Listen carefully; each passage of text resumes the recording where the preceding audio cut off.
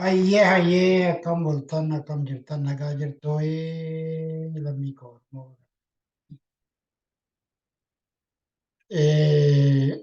Yoo yeroo gabaabduu qabnu gidduudhaan as baanee waa jechuun taree nutillee waa xiqqoo futtaafachuudha ta'aa ammoo waan na keessa jiruu waan lammii koo akka tokkotti yaadnu keessa jiruu wal simachiisuudhaaf jecha haala yeroo irratti waan tokko tokko jechuudha jartuudha. As ba'ee innis maalinni Oromoon waan eegaleef akka barbaachisaa ta'etti fiixan baasuu dadhabuun isaati bara baraan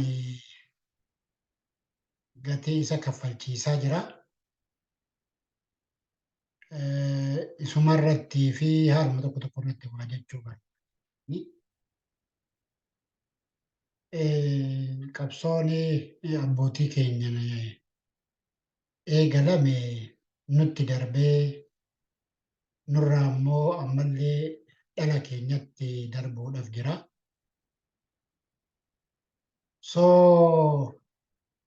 Inni kun akka abbootiin keenya eegalanii fi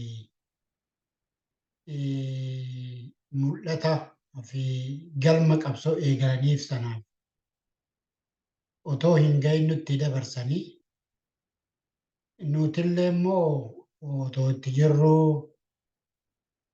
galmaa fi akeekaa fi abjuu isaanii sana irraa fuunee akka barbaachisutti bakkee sanaan ga'uu dadhabuun keenya ammallee maraan martoo keessa nu jiraachiseeraa jechuudha. Ammas dhaloota keenyatti darbuudhaaf jira. Innis maalinni abbootiin keenya gaafa qabsoo jalqabanii walabummaa Oromiyaa bilisummaa Oromoo jedhaniiti kan qabsoo jalqabanii. Isa sana bara 91 gaafa dargiin kufu biyyatti deebi'anii sirna dimokiraasii ijaarree hiree ofii uummanni akka ofiin murteeffatu haga fottoquutti kan jedhu seera keessatti akka lafa kaawwamu godhanii inni suni wayyaaniin akka barbaaddutti fi tokko shaabiyaan akka biyya ofii dhuunfattu biyya ofii dhuunfatte immoo diinagdeedhaan Itoophiyaa Oromiyaa irratti akka rarraatuuf carraa kennee fi inni gara biraa kaayyoo akeeka lafa kaawwamee fi seera heera irratti waliigalan dhiisaniiti wayyaaniin immoo qabeenya diinagdee Oromoo saamuudhaa fi Oromoo ukkaamsuu, cunqursuu, biyyarraa buqqisuu itti xiyyeeffatte jechuudha. Otoo gaafa bakkee sana gahee jira Oromoon hiree ofii akka ofiin murteeffatu carraan kennameefiira otoo taate. Tokko oka biyya ofii walaboonfataa referendamiidhaaf dhiyeessee yookaan immoo Itoophiyaa wajjin hin jiraanna. Itoophiyaa wajjin hin jiraanna gaafa jedhu immoo akkamitti Itoophiyaa wajjin jiraanna kan jedhu irratti waliigalteedhaa fi Itoophiyaa keessatti waan Oromoo barbaachisuu fi waan Oromoo ga'u gahee isaa qooda isaa daangaa fi biyya isaa akka ta'utti silaa murteeffata ture jechuudha. Otoo seerri sun heerri sun hojiirra oole. Wayyaaniin isa dhiisteetti Oromoo ukkaamsuu, Oromoo biyyarraa buqqisuu, Oromoo ajjeesuu, qaroo Oromoo ajjeesuu achas deebitee qabeenya Oromiyaa saamtee biyya ofiin itti ijaarrachuu irratti karoorfatte jechuudha. Inni kun Oromoon akka duubatti deebi'ee qabsoo gara biraa qabsoo chaartara biraa akka jalqabu taasise. duubatti deebi'ee waggaa 27 wayyaaniin biyya bulchite sana keessatti wareegama sana fakkaatu kaffale. Wareegama sana fakkaatu kaffalee ammallee tarreen akeekni fi kaayyoon akka fedhettuu walqixa hubannoo Oromoon qabaachuu baatullee walqixa kaayyoo kanaaf hiriiruu baatullee garuu galiin isaa yoo xiqqaate Oromoon hiree ofiin akka biyya sana keessatti murteeffatu kan jedhu ture. Waggaa 27 dhiigatti dhangalaasnee lafeen itti cabdee Oromoon buqqa'ee qaroon Oromoo itti ajjeefame. Gaafa wayyaanee kuffisnee bira geenyu ammas martoodhuma kaleessaa sanatti deebi'e. Impaayera haaromsuu warri nu dura deemanis sana nutti fakkeessan. Dursa sadarkaa kanaan kan nu ga'e garuu maalinni akkuma har'a jirru kana gaafa qabsoon injifannoo bira geessu jiraachuu keenyatu ofirratti illee ofitti amanummaa nu dhabsiise dhaqnee warra diina keenya Oromoo ajjeesaa hidhaa gidirsaa ture. Mootummaa yaadee keessaa baasne OPDO warra dammaqan jedhame isaan as baamee isaanii wajjiniinuu hariiroon uumame. Sana qofaadhaa miti. Oromaaraa jedhamu isa hojii jinnii Oromaaraa kan jedhamu qindoomin jalqabe. Jarreen kun lamaanuu seenaa Oromoo keessatti seenaa diinummaa malee seenaa firummaa hin qaban. Amaarris guyyaa gaaf tokkoof illiitiin Amaaraa addatti illiitiin Amaaraa seenaadhaan Minilik irraa kaasee Oromoodhaaf waan gaarii abjootanii hin beekan, Oromoodhaaf waan gaarii hawwanii hin beekan, Oromoodhaaf waan gaarii hojjetanii waan gaarii. Warra kanaa wajjin hariiroon uumamee jechuudha. Ximmir Oromaaraa jedhanii. Hayyoonni keenya seenaa keessatti dogoggorri guddaan hojjetan. Dogoggorri guddaan hojjetan. Isa kan akka anaattan. Maqaadhuma Oromaaraa jedhamu sana moggaasuun mataansa. Moggaanumti suni maqaan sunti qabatamu mataansa. Seenaa keessatti guyyaa sanas hin fudhanne. Gaafa jedhamerraa kaasee itti gammachuu hin qabu. Waan lamanii mormaa ture. Dhukkubsaa ture. Oromoo akkuma Oromoo kamiyyuu. Bara aliyaansii adda bilisummaa Oromoo Qinijjitii fi dhaabotii Amaaraa wajjin aliyaansii uuman tokko. 2008 kana keessa jechuudha. Achii dhufee immoo bara Oromoo Pirootestii Oromaaraa isa jedhamu qaba. Inni kun qabsoo Oromoo even hawaasa Oromoo keessatti illee diigumsaa fi garaagartee guddaadha, mormii guddaadha. Bara Oromoo Pirootestii inni Oromaaraa jedhamee moggaafame suni moggaa sirrii kan hin taane faallaa qabsoo Oromoo kan qabsoo Oromoo duubatti deebisu ture jechuudha.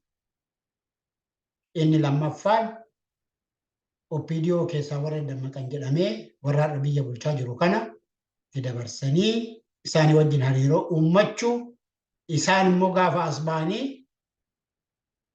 uummanni keenya gooftaa keenya gaafa jedhamu anillee haisa sana amma tokko itti amaniin ture. Maaliifii dhaloota bara kanaati warra biyyallee Oromoon akka Oromootitti akka Oromiyaatitti naannoo taatee bulchaa turan waan ta'eef seenaallee hamma tokko hubataniiru biyya bulchaa turanii Oromiyaa bulchaa turanii Oromiyaa keessatti immoo hamma tokko miidhama Oromootii fi bu'aa immoo Oromoo dhuftee yoo xiqqaate hamma xiqqoo afaan ofiitiin barachuun daangaa sun qabaatu sana hubataniiru yoo qabsoo kanatti makamanii hamma tokko inuma bu'aa qaba kan jedhudha. Isaanii wajjin hariiroo. Zanachi as deebi'amee dhumarratti impaayirattii tana haa. Inni kun impaayirattii haaromsuu keessatti michummaa fi waliigalteen warra impaayirattii tana ijaaree wajjin ta'uun sun wareegama har'a kaffalle kana nu kaffalchiisaa jira. Qabsoo Oromoollee duubatti deebise. Ilmaan Oromoollee Oromiyaallee wareegama hin barbaachifne kaffalchiisaa jira. Ammallee maraamartoo sana keessaa hin baane. Har'umallee maraamartoo sana keessaa hin baane. Qabsoon kara fuula adeemsumti kara fuula duraatti deemaa jirrullee sana keessaa baanetu nuti Oromiyaa ijaarrannaa. Yoo akka nuti barbaannutti walii galla taate waliin jiraannaa. Federeeshinaanis haa ta'u, konfedereeshinaanis haa ta'u waliin jiraannaa. Garuu dura kaayyoo abbootiin keenya kaleessa seenaadhaan Oromoon akkatti Itoophiyaa kana keessatti cabesan hubatanii qoratanii walabummaa Oromoo fi bilisummaa Oromoo jedhanii qabsoo eegalan sana dhaaba adda bilisummaa Oromoo jedhanii adda bilisa baasaa Oromoo adda bilisa baasaa Oromiyaa jedhanii jalqaban sana isa sana taargeet isa sana yoo rukunne booda har'a addunyaan waliin jiraachuudhaaf hariiroo haaraa uummachaa jirti. Fakkeenyaaf Awurooppaa yoo fudhanne Eurooppiyaan yuuniyen jedhanii maallaqallee diinagdeedhaan hawaasni isaanii wal keessa deemee walii wajjiniinuu hawaasni isaanii biyya tokkorraa biyya biraa deemee hojjechuu waan kun addunyaan walitti dhufaa jirti. Yoo garuu sadarkaa sana geenyee waan dhabne arganne mirga sarbamne deeffannee jennee booda akkas gochuu danda'a. Garuu impaayiratti haaromsina inni jedhamu kuni sum'ii biyya sana sabaaf sablammii cabse waan ta'eef inni kun diigamuudhuma qabaa jedhee Oromoon har'allee deema. Impaayirattiin dhuma sana suphinaa jechaa jira. Har'a jecha obbo Leencoo Lataa yaada isaanii jijjiiranii impaayirattii haaromsina jedhan sana ilmi isaanii immoo Yaayyaa Bashir yookaan Jawaar Mahammad yookaan kan biraa fuudhee sana jedha yoo taate impaayirattii haaromsina jechuun suni Oromoo eessan gahee kan jedhu adda baasanii hubachuu dhabuuni qabsoo Oromoo irratti illee miidhaa qaba. Wareegama hamma ammaa kaffalamaa jiruuni kaffalamaa as ga'eef illee gatii dhoowwachuudha ta'a. Kanaaf jarame impaayirri akka hin haaromne kitaaballee dubbistanii argitanii jirtanii. Adeemsa immoo akkaataa ijaarsa biyyattii sana irratti hundaa'ee warri biyyattii sana ijaare humna qabaa, diinagdee qabaa, baraan of ijaaranii michuu baafatanii jiranii dhiibbaan isaan impaayirattii sana keessatti haaromsuudhaaf godhan yoo isaan olaantummaadhaan irra taa'an malee akkam taane agarsiisaa jiran. Agarsiisuu jiraachuu qofaa miti immoo gatii nu kaffalchiisaa waan jiraniif Oromoon amma kan nu baasu nuti tokkoffaa warra impaayirattii kana keessatti sossobnee waa goona jedhanuyyuu amma salphina hin taane keessa jiran. Salphina hin taane. Warri kaleessa waggaanuma afurii miti Abiyyi kan Minilikiin kakachaa ture. Har'a Abiyyiin akkamittiin jira? Bakka isaan akka isaan barbaadan sanatti waan hin deemneef akka isaanitti barbaadanii tokko heeraa fi seera sabaaf sablammii kana utubu diigamuudha qaba.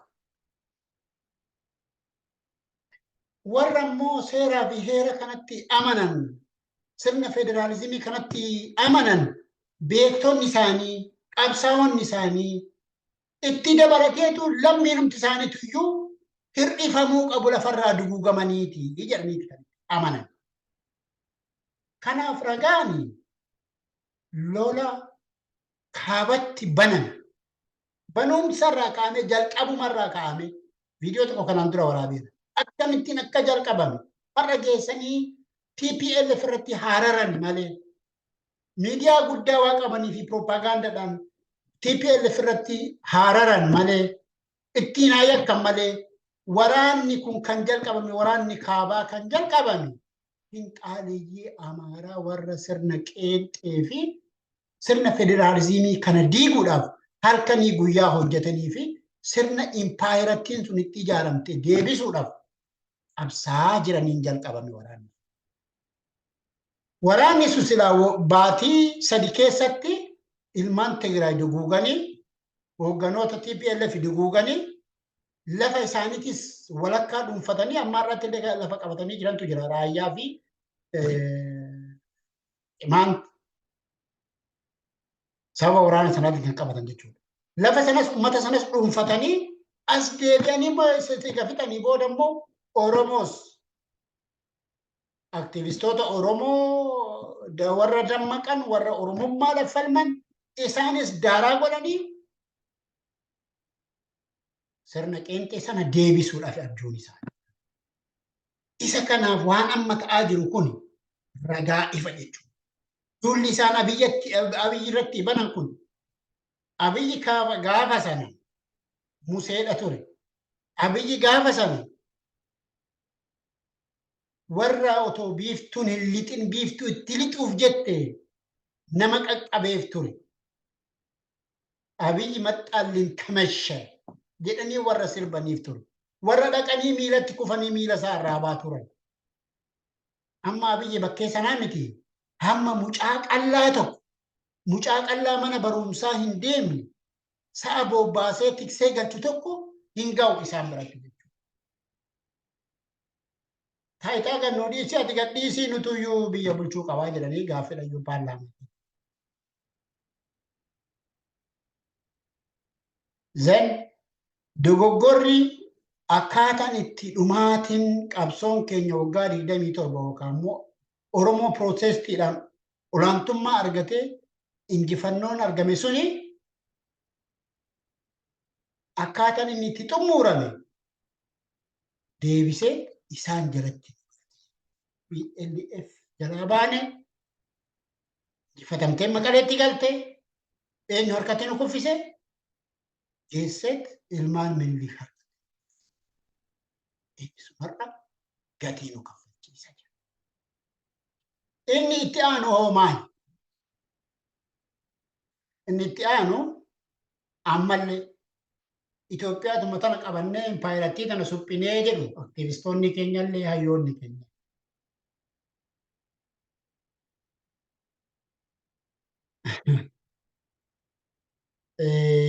Otoo abjuu hin taane abjoochuu baanne gaarii. Yeroo amma impaayirattii tana suphina jennu kanatti warri impaayirattii tana ijaare sadarkaa maaliitirra jiru? Maal kan labsaa jiran? Isaan kan labsaa jiran waraana. Isaan kan humnoomsaa jiran waraanan humnoomsaa jiran. Isaan kan wal ijaaraa jiran biyya keessaa fi biyya alaatiin warrumti kaleessa giddugala keessaa biyyattii sanaaf siyaasa biyya sanaatii fi giddugala keessa deemu jedhamee itti amanamaa tureyyuu inni maqaa Amaaraa dhaatu hundumtuu har'a laayinii tokkorra jira. Isaan laayinii kana gubbaa jiran. Isa immoo waaltaa qabsoo biyya sanaa kan taate Finfinnee Oromoo irraa adda baasanii qofaatti lafa kaanii bilcheessanii fi lafa kaanii jiran. Isuma bara TPLF Oromoon Finfinnee irraa dantaa addaa qaba. Kan jedhamu ture seera keessatti illee kan jiru. Isa sana baasaniiti Finfinneen yookaan naannoo miti yookaan ishiinuma Oromiyaatti rarraatu sanallee iyyuu miti. Ishii keessaa Oromoo buqqisanii baasuudhaa fi kunoo ori'aa jiranii marsanii magaala Shaggar jedhamu. Jarana Shaggar kana bara.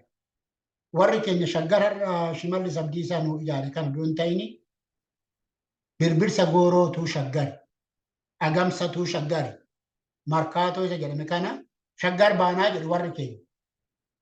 Ani ilmatuu lamaatii haadhanillee abbaadhanillee warra Finfinnee irraa kiiloomeetira dhibba hin geenye naannoo Finfinneetirraa dhalatee jiraate sanyiin koo guutuun warra Finfinnee marsee jiru. Tuulama Maallima Abbaadhoo warra Finfinnee marsee jiru. Maatiin koo sanyiin koo hundi jechuudha. Isaan har'a magaalaa har'a sabbata sulultaanii Shaggar jedhanii waamani. Shaggarii Finfinnee isa jennu kana Birbirsa Goorooti. Birbirsa gooroo isa piyaasaa jedhanii maqaa itti moggaasan. Markaatoo jedhanii maqaa itti moggaasan.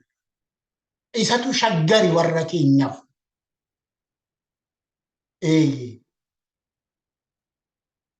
Oromoo Finfinnee irraa dhiibuu fi magaala kanarraa dhiibuudhaaf tooftaan shaggar jedhuun ishii amma rarraatee jirti. Jarri yoo akka itti ilaalan lafti Finfinnee tun waan akka daseetii wayii isaaniif uumamtee isaan dhufanii irra qubataniiti kan laalan. Lafa Oromoo irraa buqqisanii. Oromoo irratti ajjeesanii fixanii irraa ari'aniiti irra dhufanii qubatan. Garuu isaaniif lafa banaa tokko Waaqayyo uumee daseetii wayii godhee fi uumee fi Amaaraaf asiif achi qabuun barbaachisu. Saba Amaara jedhamu isa warra Waaqni ofitti uume isaan Aksuumis kan isaaniiti. Wanti hundumtuu kan isaaniiti. Wanti uumame kun Ameerikaan iyyuu kan isaaniiti. Diisiin humtuyyuu akka isaaniitti jechuudha. Lafa immoo amma Finfinnee jedhamu kana lafa amma isaan Finfinnee Addis Ababaa jedhamu kana lafa duwwaa waa tokko hin qabne Waaqayyo lafa duwwaa uumet fideet isaan irra qubsiisa. Warri keenyallee har'a kan godhan akkasa. Isa kan dhugoomsaniif jechuudha warra dhangala'aa jiran. Oromoodha waan jedhaniif jarri. Kanaaf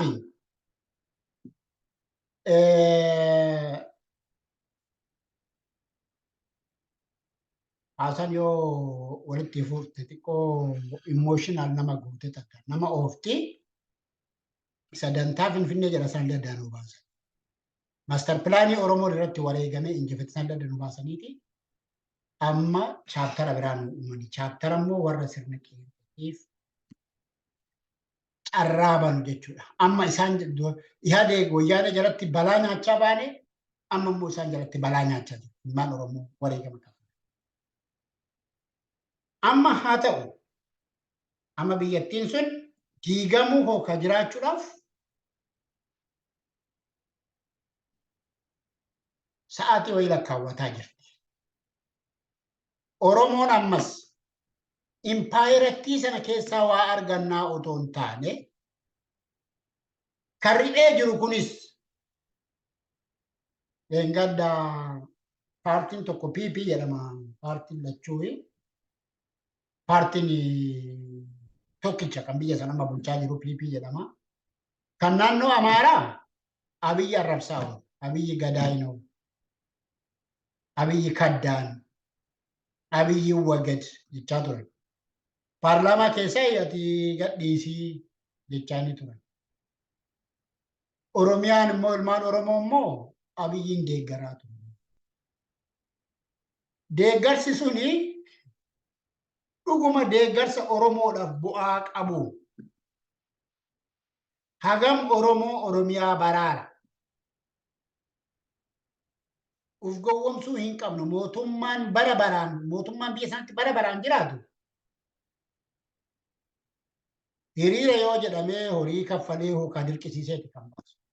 Kuni ifa galaadha. Otoo mormituun tokko Oromoodhaaf akkasitti yoo baase yoo ta'e abdii sitti hora. Dhaqaa sarvaayiv gochuu nima dandeenyaa kan. Hiriirri kaleessaa sun rakkoo diigumsa biyyattiitti as deemaa jiru sanarraa Abiyyi cinaa dhaabbatee. Oromoon kana ifatti walitti muudusa. Oromoon ammas kaayyoo kaleessa abbootiin keenya lafa kaaniittiin qabsaa turan sana bira hamma hin geenyetti biyyattii sana keessatti rakkoo isaa hiikkachuu hin danda'u. Galiin haasaa. Kanaaf amma finxaaleeyyiin haa burraaqxu. Yoo barbaadde Abiyyi illee taayitaarraa haa darbitu.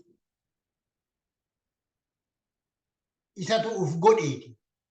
Isatu Oromoo ganee, Oromoo diinomsee, isaan firoomsee awwalaate. Odoo gaafa sana akka qabsoon kun jalqabametti dhimmi Finfinneetis furmaata argate. Finfinneen bulchiisni magaala Finfinnee naannoo Oromiyaa jalatti. Magaala Oromiyaa gudditti. Magaala federaalaa gudditti. Sabaaf sablammiitu biyyattii kana keessa jira. Sabaaf sablammiin Naqqamtees hin jira. Sabaaf sablammiin Amboos hin jira. Sabaaf sablammiin Adaamaas hin jira. jiraachatu jira. Finfinnee keessas hin jira jiraachatu jira. Oromiyaa jalatti wanti bu'uuri lafa dacheedha. Dachee sanatu kan Oromiyaati. Oromoo irraa buqqee Oromoo irratti madaa'e seenaadhaan. Odoo inni kun akka kanatti deebi'e silaa akkanatti salphatu har'a maraatii jiru.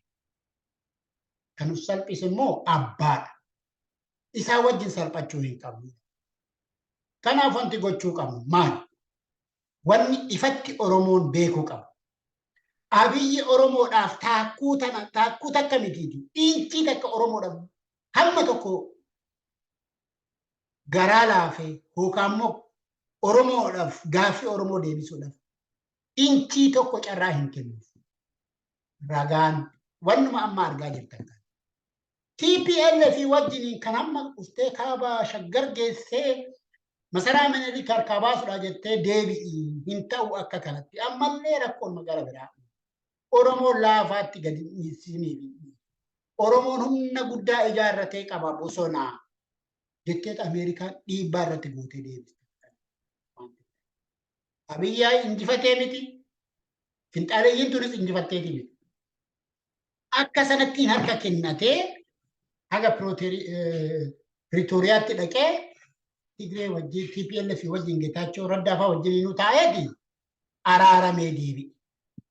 Har'a isaan naannoo isaanii kabachiisanii ofiin of bulchuu deeggarsa addunyaarra itti yaa'aa jira, itti jigaa jira. Baajata immoo kennuudhaaf mallatteessa jala deemanii jala shurshuranii Shimallis fa'aa waan jiru argitu miti.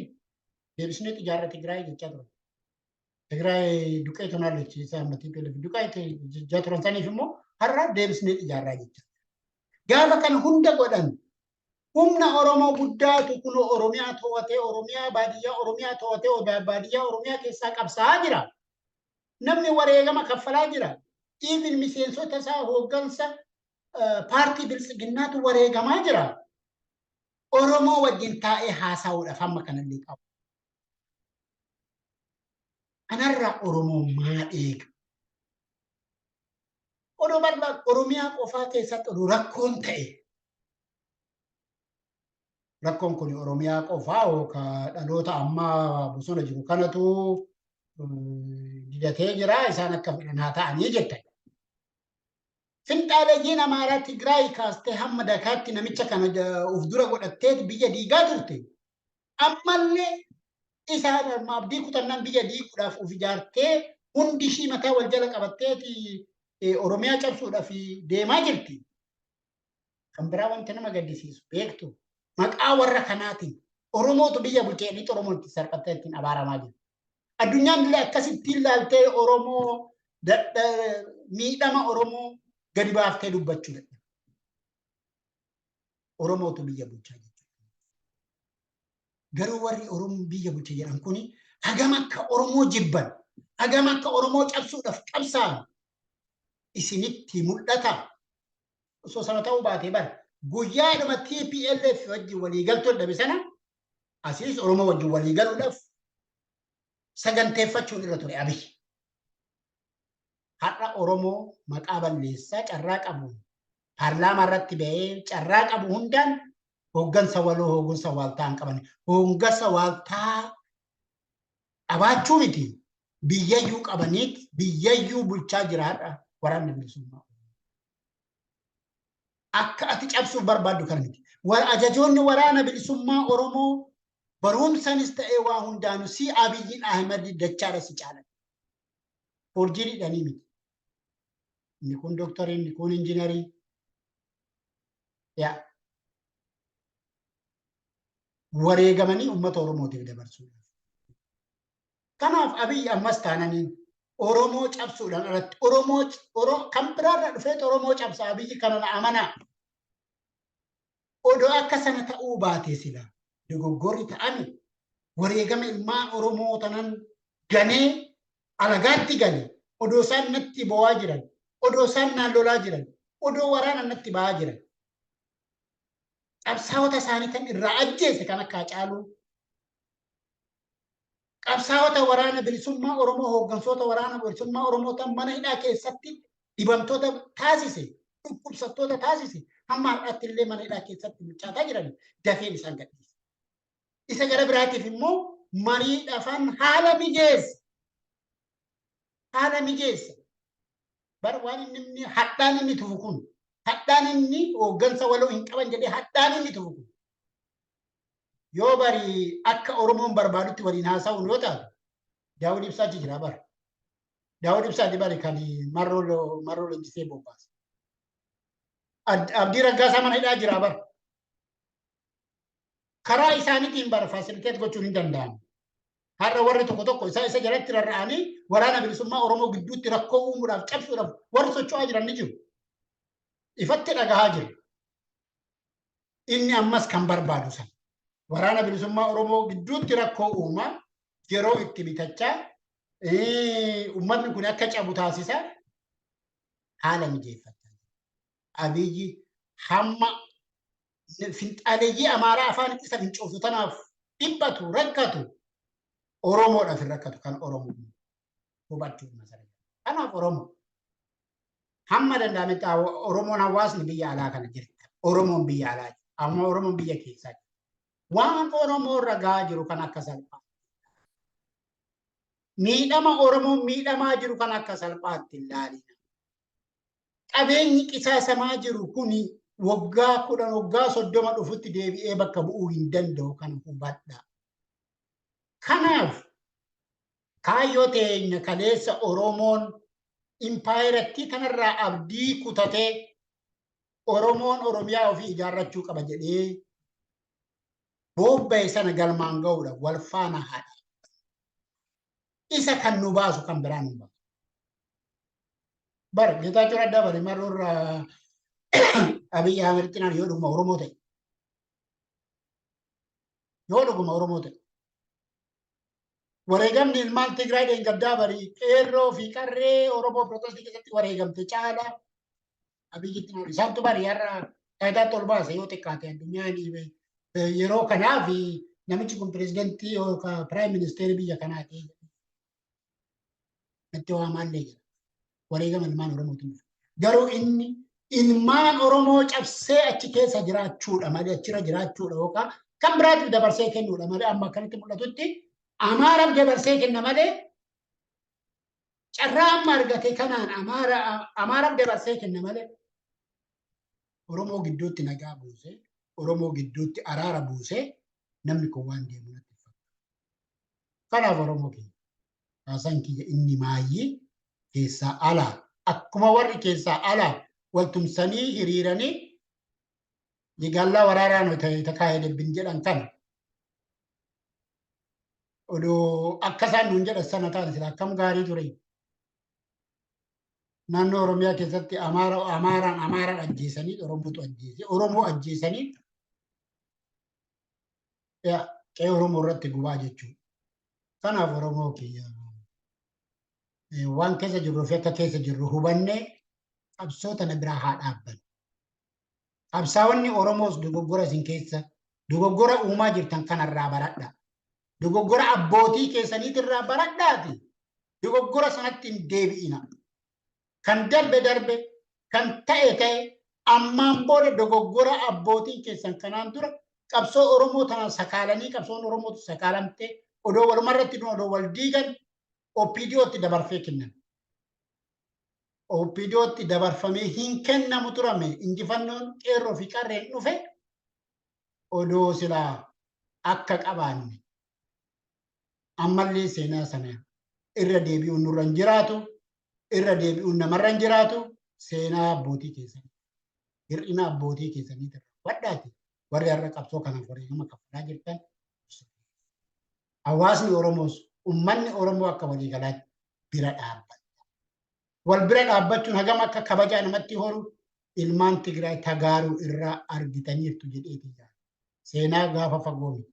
Seenaa bara 2022 21 kabaja itti horu. Yoo akkas godhinus kabaja ofitti horra jechuun barbaada galatu.